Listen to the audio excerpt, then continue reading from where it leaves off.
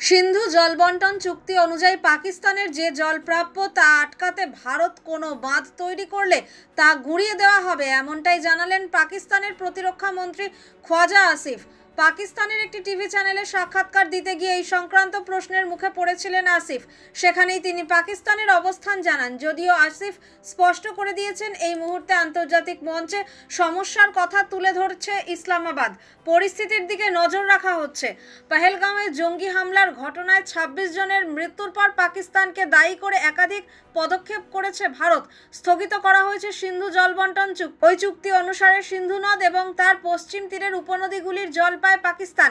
এই জলের উপরে গোটা দেশের ৮০% কৃষি নির্ভর করে আছে। ভারত চুক্তি স্থগিত করার কথা জানালে জল বন্ধ হয়ে যাওয়ার আশঙ্কা তৈরি হয়েছে পাকিস্তানে, কারণ এই নদীগুলি উৎস ভারতেরই। চুক্তি না মানলে বাঁধ দিয়ে জল আটকাতে পারে নয়াদিল্লি। সাক্ষাৎকারে পাক প্রতিরক্ষা মন্ত্রী আসিফ বলেন, শুধু গুলি বন্দুকেই আগ্রাসন হয় না, আগ্রাসনের আরও একটা রূপ জল আটকে দেওয়া। সেটা করলে খিদে তেষ্টায় মানুষ মারা যেতে পারেন। ভারত এই ধরনের পদক্ষেপ করলে পাকিস্তানের অবস্থান কি হবে? আসিফ বলেন, সিন্ধু সিস্টেমের নদীগুলির উপর কোনো বাঁধ তৈরি করে জল আটকানো হলে তা চুক্তির শর্ত লঙ্ঘন হিসেবে দেখা হবে। সেক্ষেত্রে তা হবে পাকিস্তানের বিরুদ্ধে ভারতের সরাসরি আগ্রাসন। ভারত এমন কিছু করলে আমরা যে কোনো নির্মাণ গুঁড়িয়ে দেব। তিনি এও বলেন, ভারতের প্রধানমন্ত্রী নরেন্দ্র মোদী নিজের রাজনৈতিক স্বার্থের জন্য নাটক করছেন।